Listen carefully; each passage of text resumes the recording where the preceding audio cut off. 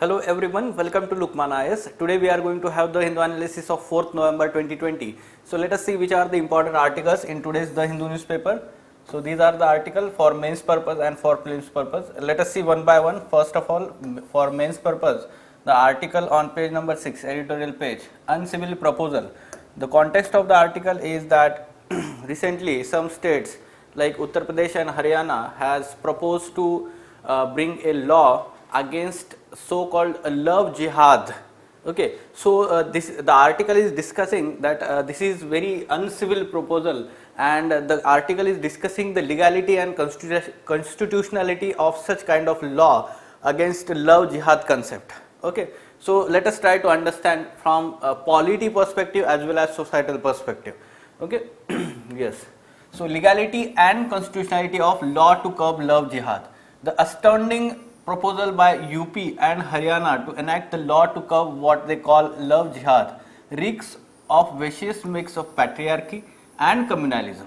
Okay, so that's why it becomes important from the society perspective also. Yes. So flaws in the concept are quite obvious. There are no legal sanctions to self-serving and political terms such as love jihad, and there can be no legislation based on an extra legal concept.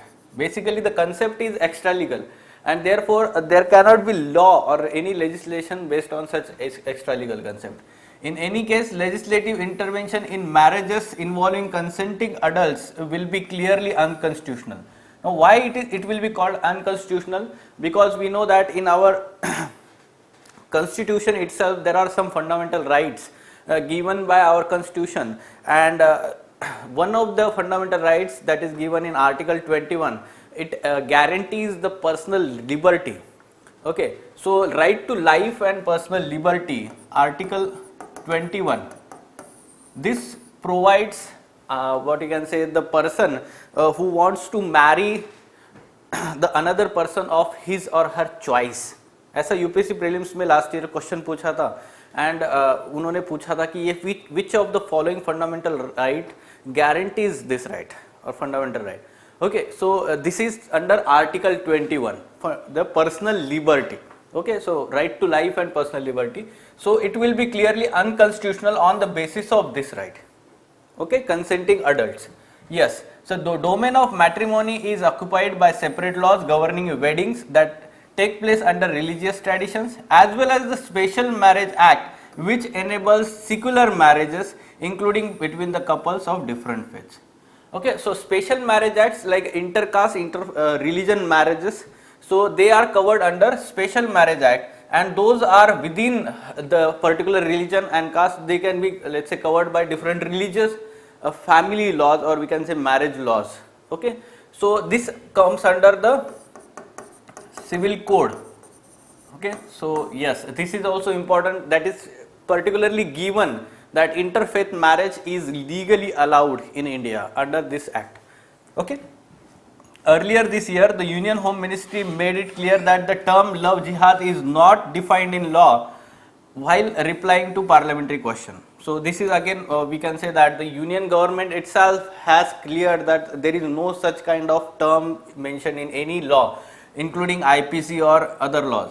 The immediate context for these leaders to go out on limb about curbing interfaith marriages is recent Allahabad court judgment that frowned upon religious conversion solely for the purpose of marriage, and the second is horrible murder of 20-year-old women in Faridabad by a stalker who happened to be Muslim.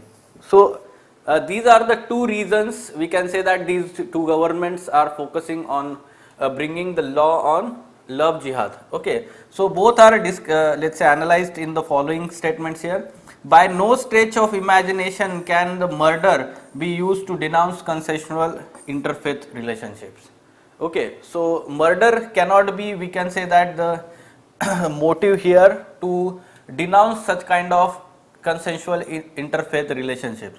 Regarding the court verdict, the Allahabad court verdict, the High Court had declined to intervene on writ petition seeking police protection for recently married couple, noting that the bride had converted from Islam to Hinduism solely for the purpose of marriage.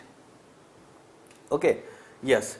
Although the court strayed from the issue at the hand, its objective was to underscore that convergence should not become a device.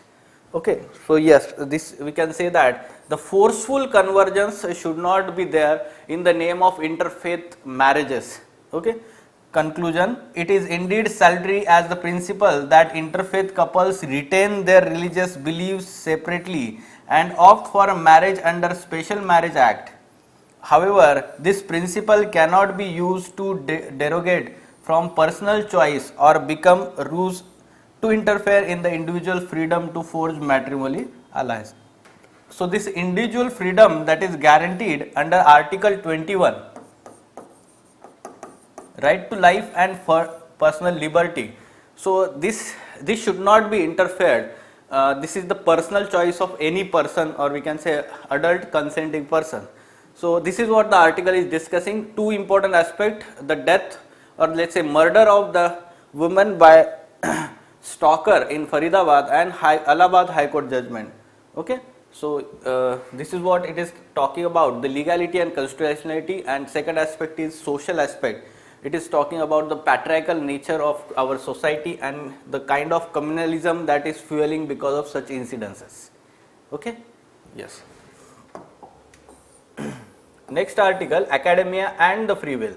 So, context of the article, it is talking about that though we have recently announced NEP, National Education Policy 2020, and it has some important goals. However, even though there are some positives in that policy, however, it has given, or it is talking about the freedom available to academia to talk about certain things, and the kind of political interference that that is present in India, that is reflected from this particular index. Okay, Academic Freedom Index, which India scores very poorly on that. So, that is why it is talking about some important concerns associated with freedom of academicians to talk themselves, okay, or they freely talk their ideas, and this is what the present situation that in India it is talking about. The erosion of academic freedom, which is the real problem plaguing educational system in country and the higher education system, is being discussed by nobody. India has scored considerably low in the International Academic Freedom Index AFI, which is score 0.352, which is closely followed by Saudi Arabia and Libya. So basically we have scored in that academic freedom index less than countries, our neighbors like Pakistan also. So this is the situation from reflected. The index is collaborative effort by FAU, the Global Public Policy Institute, a Berlin-based think tank, and the scholars at Risk Network, a democracy, a New York-based organization that monitors academic freedom and conditions assist that threaten scholars, and the Varieties of Democracy (VDEM) Institute in University of Gothenburg, Sweden. So this is important from prelims perspective. Okay, so they are ranked from 0 to 1 score, and 1 being the perfect freedom or the highest freedom given, and 0 is poor. Okay, so on the scale of 0 to 1 they are ranked there.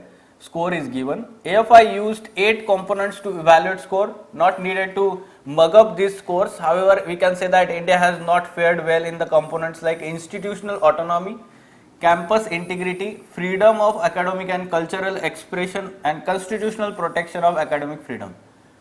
So on these aspects we can say that India has fared poor. What NEP is talking about in this respect, academic freedom, the NEP claims that it is based on the principle of creativity and critical thinking and envisions education system that is free from political and external interference. So this is the vision of NEP, we can say that. It also suggests constituting a National Research Foundation, merit-based and peer-reviewed research funding, which will be governed and independent of the government by rotating board of governors consisting of very best researchers and innovators across the field. So basically it is talking about a national research fund governed by academicians and researchers. NEP 2020 aims to debureaucratize education system by giving governance powers to the academicians. So yes, this is the vision of NEP 2020, but at present what are the concerns? AFI has cited free to think report of scholars at risk academic freedom monitoring project. So what this project has cited or report has cited to suggest that the political tensions in India may have something to do with declining academic freedom. So what are these? Like police brutality against students at Jamia Millia Islamia University and JNU in Delhi, and they're being labeled as anti-nationals. Majority of appointments, especially top-ranking posts like vice chancellors and pro vice chancellors, registrars, have been highly politicized. And what happens is, because of such politicization of appointments, not only choke academic and creative freedom, but also lead to corrupt practices, including those in licensing, accreditation, and thus promoting unhealthy favoritism and nepotism in appointments and student admissions. So these are the concerns at present regarding academic freedom in India, and India has some kind of concerns associated with such kind of freedom. And though NEP is talking about providing such kind of governance by the academicians and debureaucratization of governance process in research institutes, especially it is talking about. Okay, so though it is there, but the article is, or the writer is a little bit skeptical about it, whether it will be implemented in letter and spirit in future. So these are the concerns. What is important for us is this new aspect that you should know, the academic freedom, the concept it is talking about, and second is for prelims, this academic freedom index. ठीक है, तो उसके बारे में हमें पता होना चाहिए. Okay. Next, yes, again the follow up. Yes, from last few days we are talking about the Malabar exercise that are being conducted. तो कल ही ये शुरू हुए हैं. In Bay of Bengal, the phase 1 has started, and this is the 24th edition of exercise which began in 1992, and it will be conducted in 2 phases in Bay of Bengal and Arabian Sea. For more information, on 1st November itself we have discussed this militarization of quad grouping through Malabar exercise in detail. Okay, so from prelims as well as mains perspective, please refer to that lecture so as to gain more information. ठीक है, इसका background कि कैसे ये bilateral से trilateral हुआ exercise and how it is conducted like alternatively in Indian Ocean and Pacific Ocean every year. So some other information in this article. Mission Sagar 2 also kicked off by the Indian Navy. The Navy began Mission Sagar 2 under INS Airawat, entered the Sudan port carrying 100 tons of food. Under this mission, India provides assistance to friendly countries during the COVID-19 pandemic. Okay, so Mission Sagar 2 is follow-up of Mission Sagar undertaken in May-June 2020, during which India delivered food and medicine to Maldives, Mauritius and Seychelles, Madagascar and Comoros. So these are the Indian Ocean island countries. Fine. But as a part of Mission Sagar 2, the naval ship Airawat will deliver food aid to Sudan, South Sudan, Djibouti and Eritrea. Now these are the African countries. Okay, so we are focusing on providing humanitarian aid during COVID-19 pandemic, especially through food and medicines. Okay, so this is now named as Mission Sagar. तो कुछ important नाम पता होने चाहिए naval missions as well as air force mission or military missions.